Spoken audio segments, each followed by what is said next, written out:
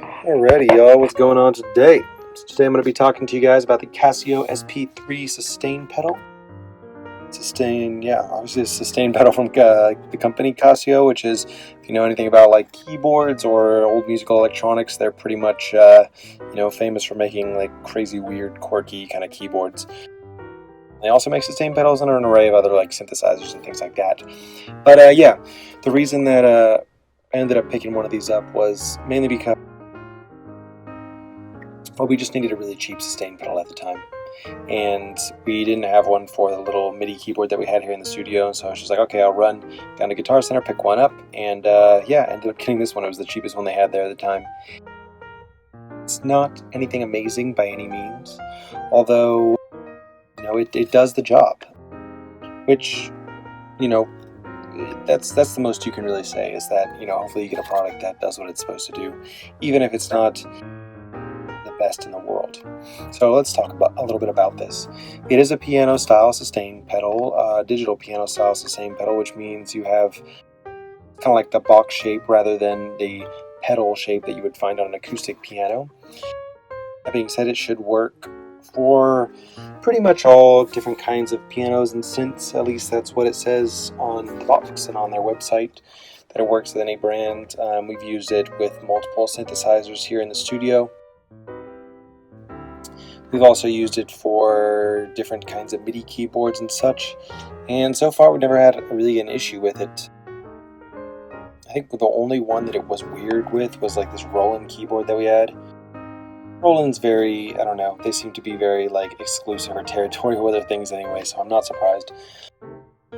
But as long as you have a quarter inch input on your synth or keyboard, you should be pretty much good to go.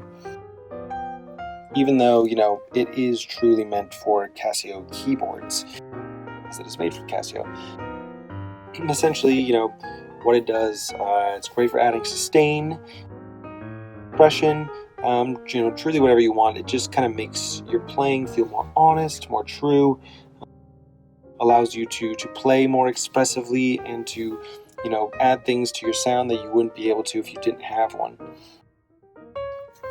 Now let's talk about the build, because this is definitely not my favorite in terms of the way that this thing is built or put together.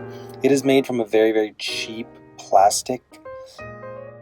It's just super lightweight. It honestly feels like it could break at any minute. It almost feels like there's nothing in it, like it's just the plastic box. So it's, and I guess that being said, it is very, very lightweight, so that could be one thing that is very much a positive about it.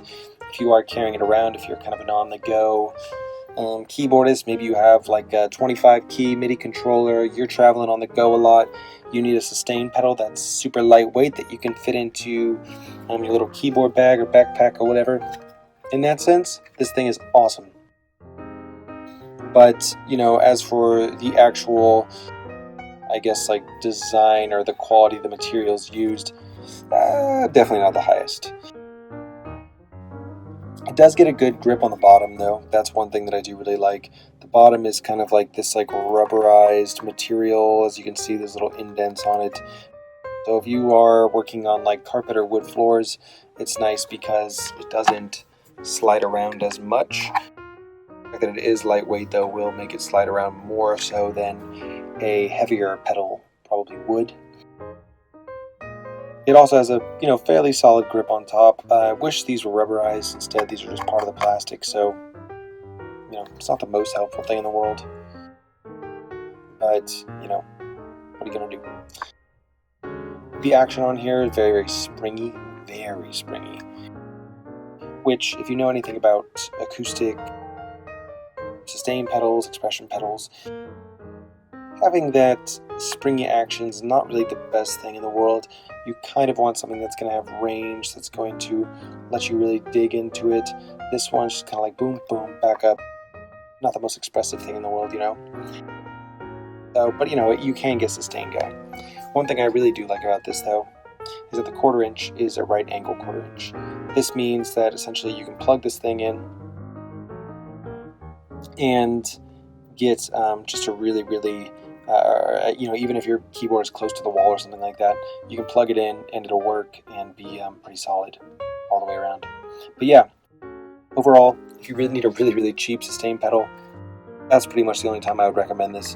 It is the Casio SP-3 sustain, and yeah, check it out, you guys. Alrighty, take it easy.